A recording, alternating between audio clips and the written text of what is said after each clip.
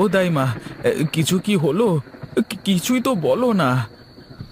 আর একটু সবুর কর মাধব। রাধার অবস্থা খুব একটা ভালো না।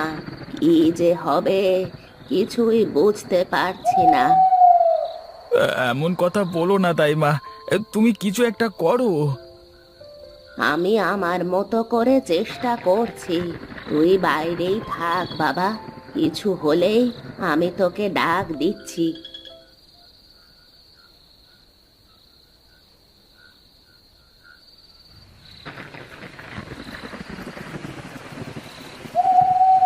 দেখ মাধব, দেখ কেমন ফুটফুটে মেয়ে হয়েছে তোর। কি মেয়ে হয়েছে? রাধা কেমন আছে? অনেক চেষ্টা করলাম, কিন্তু কিছুতেই রাধাকে বাঁচাতে পারলাম না। আমাকে তুই মাফ করে দে বাবা। না, এ হতে পারে না। তুমি আমাকে ছেড়ে যেতে পারো না রাধা। তুমি আমাকে ছেড়ে যেতে পারো না।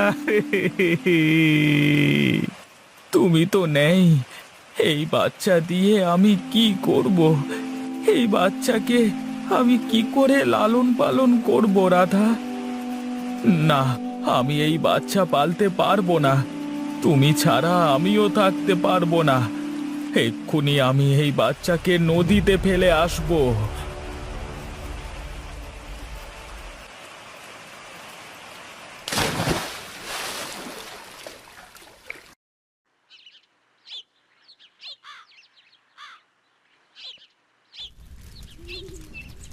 এখন আর কেঁদে কি হবে দাদা? চলো বাড়িতে চলো। আমার যে সব কিছু শেষ হয়ে গেল রে রমেশ, আমার আর কিছুই রইলো না। তুমি আগে বাড়িতে চলো। এখন তো তোমাকে শক্ত হতে হবে, তোমাকে আবার ঘুরে দাঁড়াতে হবে। আমি পারবো না রে রমেশ, আমি পারবো না।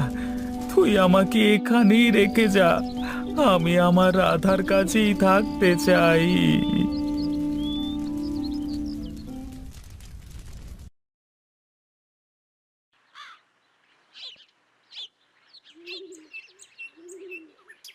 কি রে রমেশ, এই কাঠ ফাটা রোদের মধ্যে কাজ করেই যাচ্ছিস, বাড়িতে যাবি না?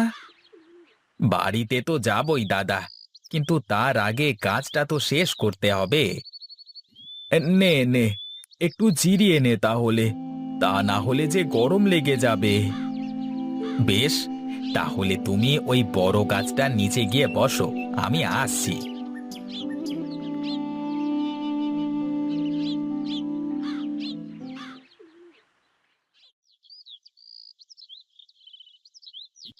দাদা, একটা কথা বলবো?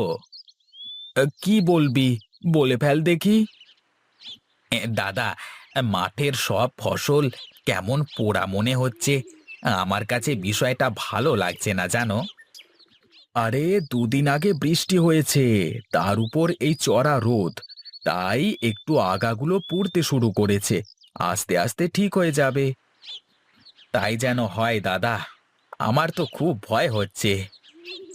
মাঠে তো শুধু তোর একার ফসল না, আমাদের সবারই তো ফসল আছে, তাহলে এত চিন্তা করিস নে। কি করব দাদা, এই চাষবাস করি তো সংসারটা চালাই, আর তো কোনো উপায় নেই। আমার মতো হলে তো আর কোনো সমস্যা নেই, চালচুলোহীন একজন মানুষ। আহ, আমি বলি কি দাদা, তুমি আর একটা বিয়ে করো, এভাবে আর কতদিন থাকবে? না রে রমেশ, আর বিয়ে করব না। আমার জীবনে আমি রাধাকে ছাড়া আর কাউকে ভাবতে পারি না। আচ্ছা দাদা, তা না হয় হলো, কিন্তু একটা কথা আমার মাথায় আসছে না। কি কথা বল দেখি। এ, বৌদি তো গর্ভবতী ছিল, তাহলে বাচ্চাটা গেল কোথায়? তুই আবার ওসব কথা তুললি? আমি গেলাম, তুই বসে থাক।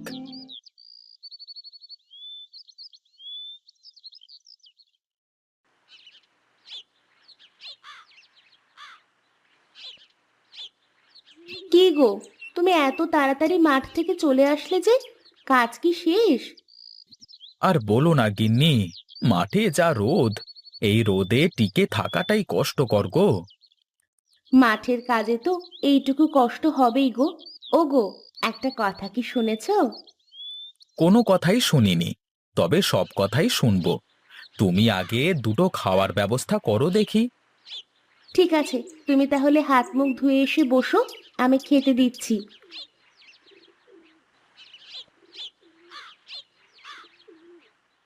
উম, উম, উম, উম। এবার বলো দেখি গিন্নি, তখন কি বলতে গেলে? উম, উম। শুনলাম নদীর ওপারের গায়ে নাকি সব চাষিদের ফসল পুড়ে যাচ্ছে, সারা গ্রাম হাহাকার করছে। কি বলো গিন্নি? আমি তো জানি নে। তুমি জানবা কি করে? তুমি কি কোনো খোঁজ খবর রাখো নাকি? হায় হায় হায়, তাহলে তো আজই একবার ওপারে যেতে হয়। মাধবটা কেমন আছে কে জানে। এই তো, আমি এখন বলে দিলাম বলে তোমার মাথা কথা মনে পড়লো। না না, আর দেরি করা ঠিক হবে না, এখনই আমাকে যেতে হবে।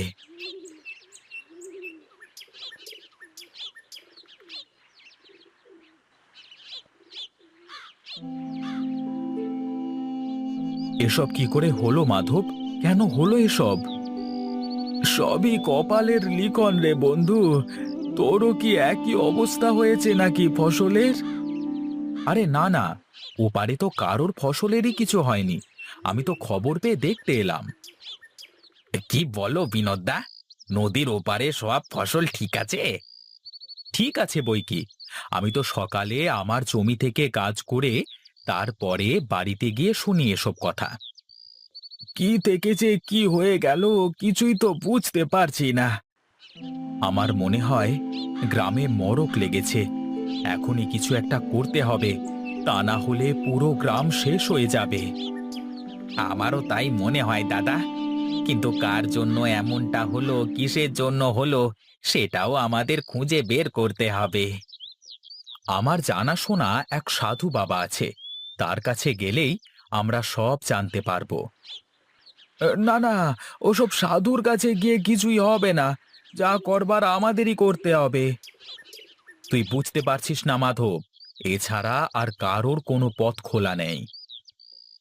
ঠিক আছে তাহলে, তোরা যা, আমি যাব না, আমি বরং বাড়িতে যাই।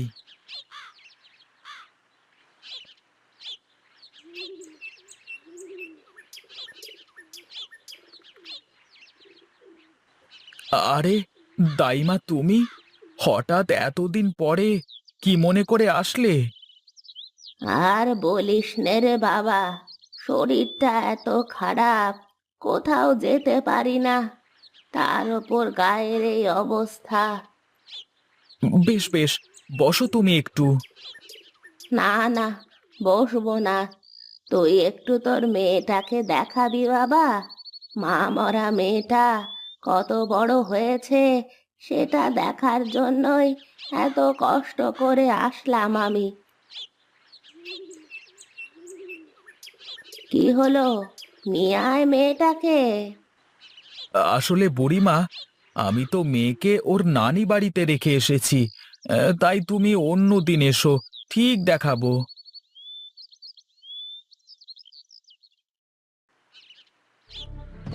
তুমি যা বলছো তার সবকিছু সত্যি তো বুড়িমা? আমি মিথ্যা কেন বলতে যাব রে?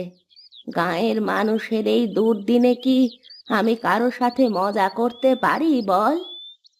ঠিক আছে, তবে আজই আমরা সবাই মিলে মাধবের বাড়িতে যাব। আমার মনে হয় মাধব মেয়েটাকে মেরে ফেলেছে, যার জন্য আজ গাঁয়ের এই অবস্থা। তোমার কথা যদি সত্যি হয় বুড়িমা, তাহলে গায়ের সবাই তোমাকে অনেক উপহার দেবে, আর মাধবকে দেবে শাস্তি। এখন তাহলে আমি যাই। আমি শুধু আমার কথা চিন্তা করে কিন্তু আসেনি, এই গাঁয়ের মানুষের কথা ভেবেই এসেছি। ঠিক আছে বুড়িমা, তুমি কোনো চিন্তা করো না, আমি সব দেখছি।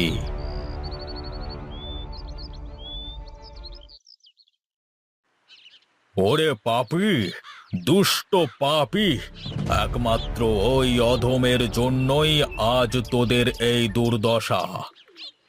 কে কে সেই পাপী বাবা? কে এমন কাজ করলো যাতে করে সারা গাঁয়ের লোক আজকে না খেয়ে মরতে হচ্ছে? মাধব, মাধব ওর নিষ্পাপ বাচ্চা মেয়েটাকে ওই নদীর পানিতে ফেলে দিয়ে মেরে ফেলেছে। তাই তো এই গায়ের উপর অভিশাপ পড়ছে। বাবা, এই বিপদ থেকে কি উদ্ধার হওয়ার কোনো রাস্তা নেই? আছে, আছে, রাস্তা আছে। ওই পাপিষ্ঠকে আগুনে পুড়িয়ে ভস্ম করে দিতে হবে, তবেই গ্রাম আবার আগের মতো হয়ে যাবে। কিন্তু কিন্তু তা কি করে সম্ভব? একটা মানুষকে জীবন্ত কি করে পুড়িয়ে মারবো আমরা? পাপ মোচনের জন্য এছাড়া আর কোনো পথ নেই রে বাবা। যা, এক্ষুনি যা, ওই পাপিষ্ঠকে চিরতরে দুনিয়া থেকে বিদায় দিয়ে দে।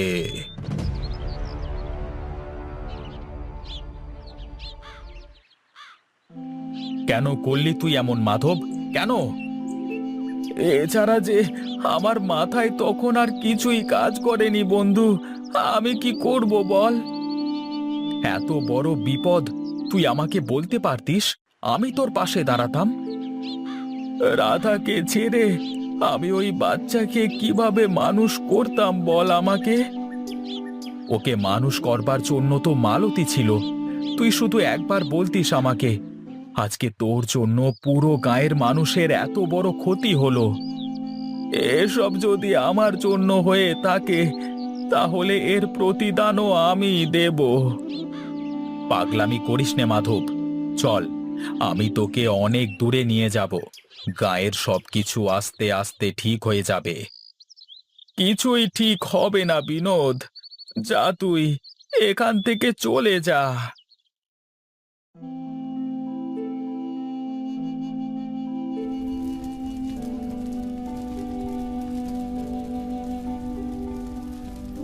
আপনাদের আর কিছুই করতে হবে না। যার ভুল সে নিজেই বুঝতে পেরেছে, তাই তো পাগলটা নিজেই নিজের জীবন শেষ করে দিল।